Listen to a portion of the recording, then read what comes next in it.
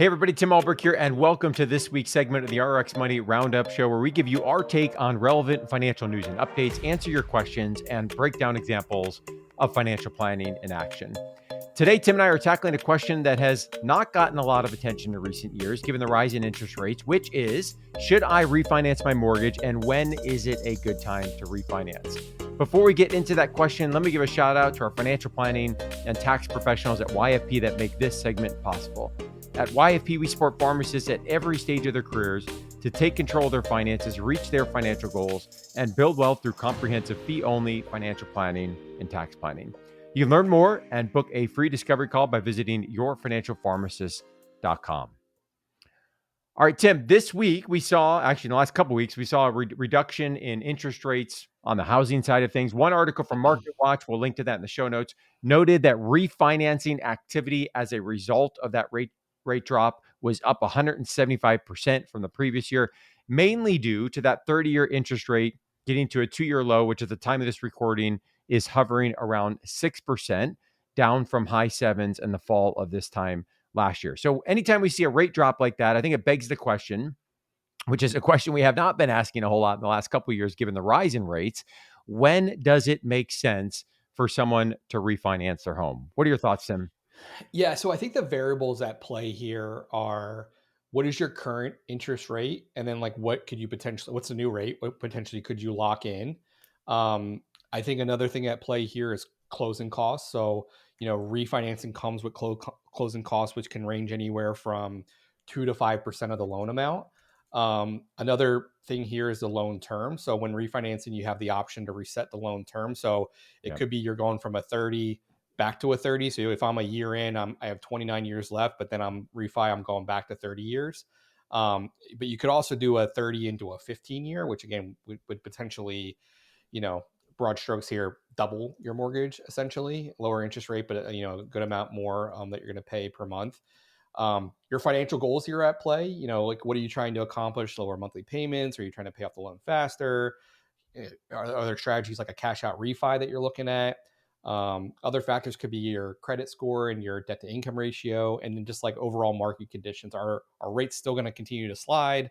Are they going to go back up? Is this a window of time that we need to act upon? So I think all of those things have play here, and I think probably the best thing to do in this situation is kind of go through like a break even calculation, Mm-hmm. Tim. So a general rule of thumb is like if you can reduce your rate, I've seen anywhere from 75 basis points, 0.75% to 1%. It's something that you should seriously consider.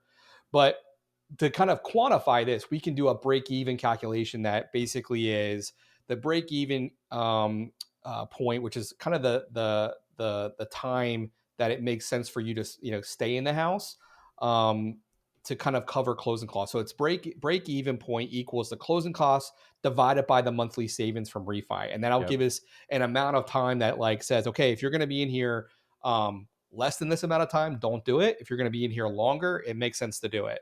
So here's an example. If we have a current mortgage balance of $400,000, our current interest rate is 7.25. So I didn't go to the market peak. We're at 7.25, and our new interest rate, we think we can get 6.25. So that gives us Mm-hmm. a point savings. We bought the house a year ago, so we have essentially a 30-year mortgage. We're 29. We have 29 years left. The new term, we're not going to be crazy. We're not going to get a extremely lower interest rate. We're going to stick to a 30. I estimated closing costs at about 3%. So that's about $12,000 on, $400,000 home. So my current monthly payment is about $2,720, we'll call it $29. The new monthly payment after I refi will be about $2,463. So that's a Mm. monthly savings of, we'll call it $266. So essentially, I take the closing cost, which is 12,000, and I divide it by my monthly savings, which is 266, and that gives me 45 months or 3.75 years. That basically, if I stay in the house for 45 months, at least 45 months, it makes sense to bite the bullet on the closing costs and get the lower rate and go from there. So if I'm like, hey, there's a possibility that I can move in the next year or two, I'm not doing anything. I'm kind of staying put, and I don't want to, again, add the closing costs to, the ledger in terms of what I need to pay. So I think that's the kind of so again, it's break even point equals the closing costs divided by the monthly savings from refi. So I think what's needed here as you go to refi is like it's kind of what we talk about with salary negotiation, Tim. It's not the headliner is the Yep. salary, and then we kind of, we don't look at all the fine print. The headliner here is the interest rate, and we don't actually look at what the closing costs are going to be. So that can really sway that, so if you're, 2% versus 5%, the time amount that you should be staying in the house is going to vary. So I wouldn't get too caught up in the amount. I would really look at, again, what is the closing costs associated, and figure it out from there. Because I think the average, Tim, and I don't know if this has changed, but I think the average of like what people stay in their house is anywhere like from like 4 to 7 years, right? So like if you're thinking that you're going to have a move, it just doesn't make sense. Transition. The $266 that you're going to save, it doesn't make sense to add the lump sum closing costs at the end of the day.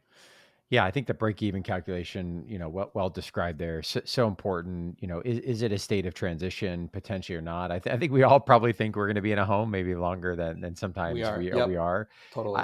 I think a couple other things which you are getting to so important is trying to make this as apples to apples as possible and not getting caught up in the rate only. So, this is where you might see situations where rates you're being offered, you might be buying down points. Are you factoring in that, or are you getting Yeah. Good offers that point. don't have point buy down, so you can look at them, equivalently? And something you said that I think is, I know I overlooked the first time we've refinanced is, oh yeah, by the way, I'm resetting the term, right? I'm Yep. resetting the term. So as you mentioned in the calculations, we got to factor that in as well, because you might realize, hey, I'm going to save a couple $100 a month, and I know the closing costs are this. There's my break even, but now I was at 28 or 29 years. I'm going back to 30, so now I've got more years of payments on that.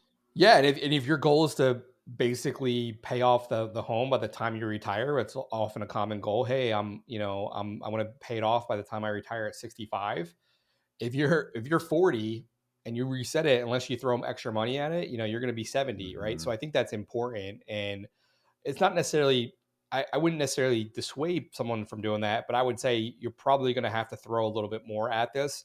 I think if you make a 13th payment on your mortgage, so an extra payment every year, I think studies show that it shaves off about 7 years. So maybe that's your strategy. Mm-hmm. Maybe you decide, again, like I think where more, where rates were before, and I know there's a lot of people that say pay off the home, but like if your rate is 2.5% or things like that, I'm not in a rush to do that. But if it's still in the sixes, Yeah. sevens, then maybe I would, all things being equal.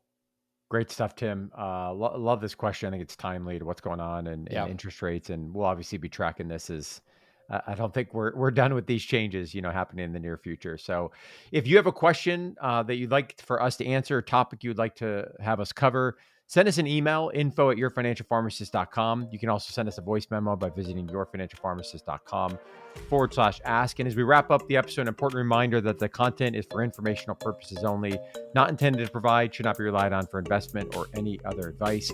Information on the podcast and corresponding material should not be construed as a solicitation or offer to buy or sell any investment or related financial product. For more information on this, you can visit yourfinancialpharmacist.com/disclaimer. Thanks so much for listening. Have a great rest of your week.